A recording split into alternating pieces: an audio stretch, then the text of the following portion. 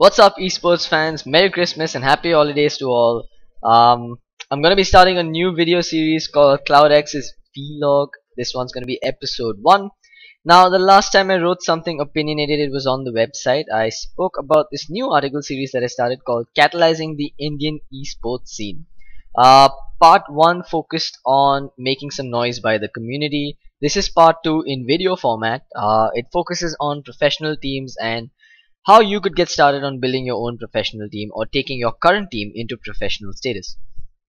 So without further ado, let's get started. Of course, a quick reminder guys, this is an opinionated piece. If you guys have your own opinions or differences, do share them with me. Let's get into a discussion and hopefully we'll get some new insights.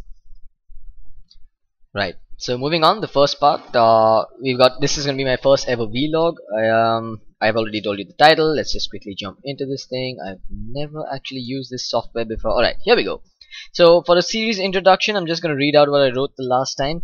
The Dota scene in India is at a better place than it has ever been in the last 8 years. Our tournaments are becoming more frequent, our teams are catching up to the SEA teams, and Indian esports organizations are starting to find a solid foothold in their respective spheres. That said, we are a little bit of a ways off from reaching a point where we can call ourselves a sustainable industry or an ecosystem. There are multiple things that we as a community could do to speed up this process. Through catalyzing the Indian Dota 2 scene, I hope to shed some light on the barriers to growth today with a fond hope that we can overcome them together. I'm sorry if that sounded cheesy, but I really couldn't think of a better way to put it.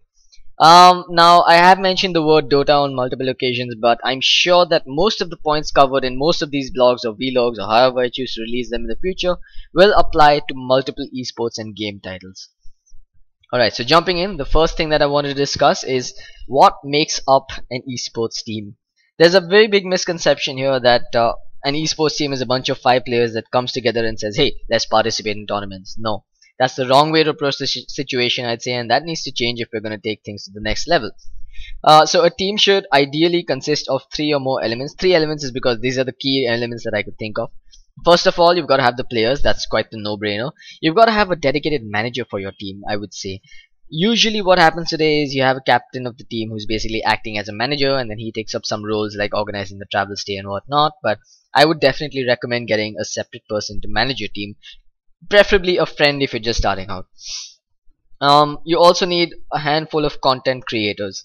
So now again, the content creators initially could be your team members themselves with certain skills like maybe GFX design or writing skills or video blogging skills or something like that. So let's take a look at each of these elements in detail. First up, you've got your players. Players require a certain set of qualities. They've got to have a certain amount of talent in them, and they've got to work towards improving that talent. This is, of course, a no-brainer. If you're going to be a professional team, you've got to make sure that your players are professionals as well, and if they're not already professionals, work towards becoming a professional. Discipline. Players need to have discipline while practicing, while doing anything and everything related to the team. This includes, cutting down on bad habits when you're at a tournament. So now, this is something that I probably should not be going into too much detail about, but I'm going to tell you anyway. A lot of Indian Dota 2 teams, when they show up at Indian esports tournaments or whatever you call them, gaming events or whatever, they're usually coming in inebriated states. Not all of them, some of them. There are a few bad elements that do this. They'll normally go out. This used to happen a lot more before. It's a lot less today. People would go out, take a few I don't know, go out to a bar, maybe catch a few beers before coming back for the next game or whatever. I think that's the wrong way to approach it. And if it's a multiple day tournament, teams would usually stay up all night, come back the next day looking like they'd just woken up from the dead, and they're not in a condition to put in their best. So if you don't treat the game professionally, the game's not going to reward you, the ecosystem is not going to reward you either. But thankfully, a lot of players today and teams today are inculcating discipline in everything they do, right from practice to tournament participation and to everything they do at a tournament as well. The next thing, and this one is really important, so I'm going to spend some time on it, is ambition and passion. If you're not passionate about the game, if you're looking at it as a way to earn money while doing something you like, that's okay. That's a decent way of looking at it. But you've got to be passionate and you've got to have the drive to treat it like a job. If you want to make money from it, treat it like a job. It'll definitely pay out eventually. When I say treat it like a job, treat your training sessions like a job. Of course, nobody's telling you not to have fun, but make sure that you're getting as much efficiency out of your training as you can. If you're going to an event, make sure you're conducting yourself professionally. If you're playing, if you've got yourself a tournament that's coming up, make sure you're driven and you've set your sights on winning that damn tournament and not just participating and coming back with, oh, I got some experience. Well, sure, if you're a new team, go for the experience, but make sure that you're doing it with the right ambition, saying that, hey, I want to beat some teams before getting my ass out of them. Now, apart from being passionate, you've got to set an ambition and you've got to work towards achieving that ambition. So set a long-term vision for yourself and for your team. So if you're a player who wants to be in a professional team, you've got a bunch of friends that have got a similar ambition, and you guys aren't, well, let's just say you're not that good. Maybe you're 2k MMR, maybe you're 3k MMR. Let's say as a personal goal, set yourself a vision saying that, hey, within next 3 months, within next 6 months, whatever your comfortable time frame is, I'm going to be on the freaking leaderboards, or my MMR is going to cross this mark. Or if you're doing it as a team, if you're setting a goal as a team, I'm going to win a particular tournament. I'm going to win X number of tournaments before so and so date, or I'm going to place in the top 5 of a tournament before within the next 6 months. Just whatever it is, set a vision for yourself, set a goal for yourself. If you're already a top tier team, reach for the stars, guys. If you're good in India, if you're doing really well in India, if you're one of the top 4 or 5 in India, say, alright, the Indian scene, I'm doing really well now, but there's nothing stopping me from doing well outside as well. There's a ton of online tournaments, Southeast Asian tournaments. Set your sights on that goal. I'm going to make it to the Division 1 of Joint Dota League in the next season. Or maybe I'm going to win in an open qualifier for SEA teams, and I'm going to make it to the main event at least. For the long-term goal, 2016 at least, say that if there's at least one team that has the balls to come out and say, I am going to find myself a slot at the international qualifiers in 2016 or 2017. Hats off to you. I hope you can do it. I hope you can make it work. Responsibilities. Players, apart from possessing certain qualities, need to be responsible today. They've got to be able to be responsible about their performance. So when they go into a tournament, they've set their sights on getting top 5. If they don't achieve that target, they're the only ones responsible for not achieving it. So make sure that you're taking full responsibility of your failures and shortcomings, and you're working towards improving them. If you're already a sponsored team, make sure that you're looking to continue your performance. You and only you are responsible for being good at the game and for delivering on the commitments that your managers have, that you've given your managers. So make sure that you're doing well in that regard. Participation. Make sure that once again, you yourself are responsible for participating in as many tournaments as you can, without getting burnt out and without actually, I don't know, blowing up your whole social life and the rest of your life at least. But make sure that you're taking part in whatever you possibly can get your hands on. If it's open participations, free online qualifiers, and you're starting out, if your team that's just starting out, do it. Just take part without thinking. Especially the SEA tournaments, the amount of exposure you'll get from those without spending a single buck to go abroad and attend a LAN event, it's huge. Self-promotion. This is another responsibility that falls on players. Apart from getting good at the game, you've got to make sure that you're telling people that you're getting good at the game. So make sure you've got your social media down right. Maybe you've got your Facebook page, you've got some Twitter handle, whatever it is. Make sure that you're constantly communicating with whoever wants to listen.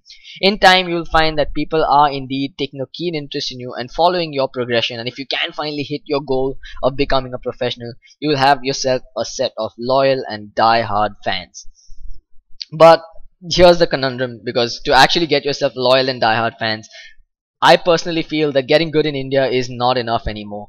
Everybody knows the best teams in India, everybody knows that players are good in India, but those players don't really command the kind of loyalty and respect that an international player commands. So the only solution here that I can think of is go out there as a team, win internationally, and eventually you'll find yourselves getting a lot more respect and honor from your game. Contractual obligations. This applies to the more experienced and older teams that have now signed contracts with brands and esports organizations. Make sure that you read your contract terms and conditions carefully before you actually sign up, because this is something that's new to the Indian scene. Teams are going to be like, oh, here comes the money, boys, we've done it for so long and here comes the money, we're going to get rich now, we're going to get paid, whatever. Well, maybe not rich, but we're going to get paid. But make sure that while you're getting paid, the other side that's paying you is obviously going to expect something in return, be it in terms of promotion, in terms of performance. Make sure that you're reading whatever's written in the fine print, and make sure that you're not committing to more than you can actually deliver. Alright, the next component of an esports team, it's the manager. A manager's got to be experienced. He's got to know the esports scene inside and outside, of course. He's got to be passionate, which means that he needs to know apart from actually knowing the game, he's going to have a love for the game, and maybe a love not a love. That sounded a little homo. He's got to have I'd say a certain bond or connect with his players as well. They should respect him, he should respect them, and he should know what's expected of him, and he should be able to deliver while knowing what's expected of the teammates as well. He's got to be creative in the sense that he's got to think of new ways to promote the team, he's got to think of new ways to manage the team, new ways to report on certain data that the team is providing him, and of course a lot of other ways. Creativity can't be defined. He's got to think up new ways to run the team in general. While being creative, he's also got to stay level-headed. He can't get swayed by his emotions while talking to a brand. He's got to make sure that he's looking for the best possible deal that benefits both him and the brands that he's communicating with. And at the same time, he's got to be able to resolve any disputes in a very calm and composed manner that the team may come up with. Because when the team players start getting into a fight over why a player didn't buy a ward or why a player misclicked in the middle of a match, the only one that can see that they're overreacting here is the manager, because he wasn't in that emotional situation while it was happening. So if he can manage to calm his players down, if he has the kind of respect that says that, guys, I know what I'm talking about, listen to me, you're making a mistake, this player does not deserve to be kicked, or maybe you're making a mistake, this player needs to be kicked, he's got to be able to have that kind of convincing ability. Anyway, responsibilities from a manager. There's a never-ending list for a manager's responsibilities, and it can't be defined in a few bullet points. But some of the things that can be covered: travel and stay arrangements. He's got to be able to make sure that his team is getting around to LAN events successfully. Content flow, team promotion. He's got to be able to create strategies, promotion strategies for his team, and he's got to be able to execute those strategies with the rest of his content creators.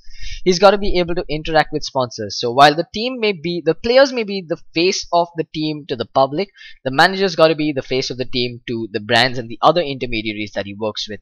So not just sponsors, even the event organizers, they should be coordinating with the manager as opposed to each player individually. It just makes life easier for everyone else. And lastly, dispute resolution, which I already covered. He's got to be able to settle whatever fights and issues crop up with the team internally. Alright, the next wing, it's the content creators. I feel like these are the guys that get a lot less love than they deserve. They've got to have certain set qualities. That's the case with every content creator, whether he's in esports or not in esports. He's got to be passionate about what he's doing, the content he's creating. He's got to be creative, of course. He's got to have new ways of coming up with content ideas and new ways of, I don't know, if you're a GFX designer, you've got to be creative with your artwork. If you're a video blogger, you've got to be creative with your sentences, with your content, with your topics, everything. And of course, apart from being creative, they've got to be target oriented. So when I say target oriented, the best way to do this is set a target for yourself. If you're a content creator, I'm going to release X number of videos in a month, or I'm going to release X number of images on my team's social media in a week, and just stick to those targets. You'll find that consistency is the best way to get yourself noticed, at least to get your brand noticed. And these are the kind of people that teams and everybody actually likes to work with, people that are creative yet responsible enough to deliver content on time. Responsibilities, again, regular flow of content needs to be maintained, so that responsibility falls on the content creator. Creative and relevant content. So if there's something like a Diwali festival coming up, or maybe even a Christmas, as we are in Christmas right now, you want to probably make some artwork or a video, or maybe even a write-up themed around Christmas. Maybe you could think of something around Diwali. I'm thinking Lena with firecrackers, whatever floats your boat, whatever you could think of. So yeah, basically just make sure that you're following certain themes that are gifted to you by, I'd say, festivals and cultures. Anyway, team, player, sponsor, promotion ideas. So apart from being the grunt that actually creates content that someone else thought of, you've got to be able to pitch in your own set of ideas. Today I'm going to write a new article. Today I'm going to make a new video. This is what I want to make the video of. I want to make a video that shows, well, Fnatic does this. They wanted to make a video of maybe Meepo tips that No Tail, aka Big Daddy, wanted. Basically using Big Daddy, they made a video that teaches you how to play Meepo. You should check it out on their channel if you haven't already. But yeah, this is the kind of stuff that a content creator probably thinks of and says that, hey man, I've got the relevant tools to make this happen. Let me see if I can put them to use. And then he should be the one taking the initiative and doing it in the first place. Yeah, I know I rambled a lot in that last one. Let me move on though. A few misconceptions that people in the Indian scene seem to have. Winning is all that matters. Nope, that's not true. Apart from winning, you've got to be able to sing songs about your wins as well. So your content team, your marketing team, whoever it is, or maybe even yourselves, whoever's managing your social media pages, they've got to be able to promote your wins. I won a game. Let's say your team wins a game. You put down a screenshot saying, "Hey guys, we won this one." You lost a game. Put down the screenshot saying, "We did badly. We'll do better next time, guys. This is what we think went wrong. Any ideas? Suggest them, please." Whatever. Just make sure that you're communicating with your audience and the people that are watching you. Sponsorship is the end game goal. Wrong. Sponsorship is not the end game goal. If that's your train of thought, then believe me, you are not going to have a good run through the esports scene. Sponsorship is basically a means to an end, the way I see it. You've got to make sure that you've got got your eyes set on the bigger prize. If you're a team that's looking to go big, the biggest possible prize right now for Dota 2 teams at least is the international. Set your sights on TI, maybe not now, maybe 3 years from now, 4 years from now, whatever you think your timelines are, and just work towards it. And as you get better, as you get more popular, you're gonna get sponsorship. Game specific skills are all that a player needs to be successful. Wrong once again. Apart from having skills basically apart from having mechanical and game specific skills, you've got to be able to have communication skills. You've got to be able to market yourself. You've got to be able to promote yourself, and you've got to be able to talk to your fans efficiently. So make sure that you're working on personality traits as much as you work on your game skills. Last one. A lot of teams with the manager today seem to think my manager is my bitch. My only job is I'm a glam diva doll that needs to play the game and get good and basically talk to my fans and whatnot. No, that's not how it works. Your manager isn't your bitch. Your manager is basically facilitating you to become a star here, if you want to call it a star even. But you've got to understand that your manager is not doing it for free. He wants something out of it in return as well. He's doing it because he loves the game and he likes you guys as well. So treat him with respect. Treat him with the attention and respect that he deserves, and make sure that you're not treating him like your slave.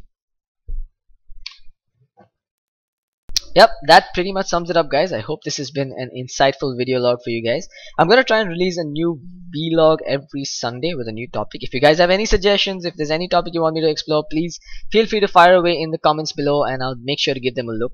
Also, if you have your own opinions on this, or you have something that you'd like to add, any more inputs, or your own experiences as a team, make sure that you're putting it out there. Get the message out to me wherever. You can find me on YouTube. You can put them down in the comments below. You can catch me on my Facebook page, on Twitter, wherever, or even just make a forum thread and heck, talk to me, man. I'd like to hear some more thoughts on this. The last one received some good response, so I'm hoping to hear you guys get some good opinions on this one as well. Before we wrap this up though, a few examples of teams that seem to be doing it right today in the Indian esports scene. There's a team called Team Brutality. There's CSGO team. I have great admiration and respect for those guys. They know how to run their Facebook page. They're talking to the fans efficiently, and they're really good at the game as well. So I'd say that's one role model team that you guys should be looking out for. They seem to be doing it right. Another one is the Oblique Gaming guys, of course. They've done a good job so far promoting themselves and keeping themselves up on top. But as most of you know, that there's a new team coming up, Team Illusions, which is going to be under the AFK Gaming wing as well. So we're hoping to set some examples with that one as well. Anyway, guys, I've rambled on a lot here. I'm going to give you guys another vlog next Sunday if I can stick to my commitments. Stay tuned, stay subscribed, have a good holiday season as well. I'll see you guys next time.